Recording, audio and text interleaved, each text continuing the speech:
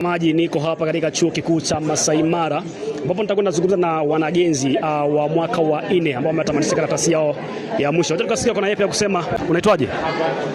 Dan. Na nani? Elijah. Unajisikia vipi kwa umemaliza mtihani wako wa mwisho katika chuo kikuu? Sijamaliza mtihani bado. Siku ya kesho nitakuwa natamatisha rasmi. Sema rasmi. Rasmi. Bas. Na wewe unaitwaje? Mimi naitwa Guchu. Mimi ni alumni.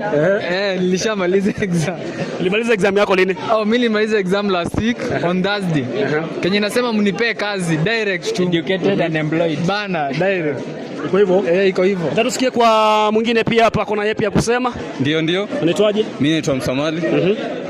Nimekuwa mwanagenzi katika chuo kikuu cha Masai Mara. Naam. Kwa miaka 4 iliyopita.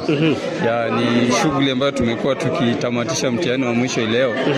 Na sasa tunaenda kupambana na hii dunia tuone imetuandalia yapi. Tunajua kwamba mambo haiwezi kwa kutukanganya shuleni pia tukanganye kule nje. Hivyo tunaamini kwamba mambo inaenda kuwa sawa sawa na yale ambayo tumesoma hapa tunaenda kuifanyisha kazi pale nje. Na unajisi vipi kama mwanagenzi ambaye ametamanisha mtihani wake? Uko na furaha, uko na uoga pia ya kutoka pale nje? Kiukweli nina furaha. Hii miaka 4 haijakuwa rahisi. Matatizo hapa na pale, ila tumeweza kuipiku chote kile ambacho kiliweza kutokea katika miaka hizi. Hiyo basi nina furaha na ninawapa kongole wanagenzi ambao tumemaliza nao. Kuambia kwamba wamefanya vyema na tutarajie mema huko nje. Naam. Asante kwa muda wako. Mpenzi mtazamaji, unganika nami pia ninapozungumza na wanagenzi wengine hapa tu. Acha tukasikia kuna yapi ya kusema. Unaitwaje? Rico Mandezi. Rico nani? Mwendezi. Ulimaliza mtihani wako lini? Sasa hivi. Unajisikia vipi kama umemaliza mtihani na wewe ni unatoka pale nje? Furaha manzi. Sasa nataka niende nitafute bibi, nioe, nipeleke kwetu, nimzalisha na nimwache. Naam. Asante kwa muda wako. Unaitwa vipi?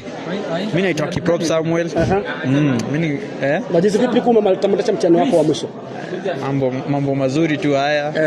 But wanasemanga be humble, stay humble until tujiona kwa hiyo list ya graduation. After tumejiona hapo sasa we still stay humble. Unajua hii society lazima stay humble. Juu what's next. Kweli.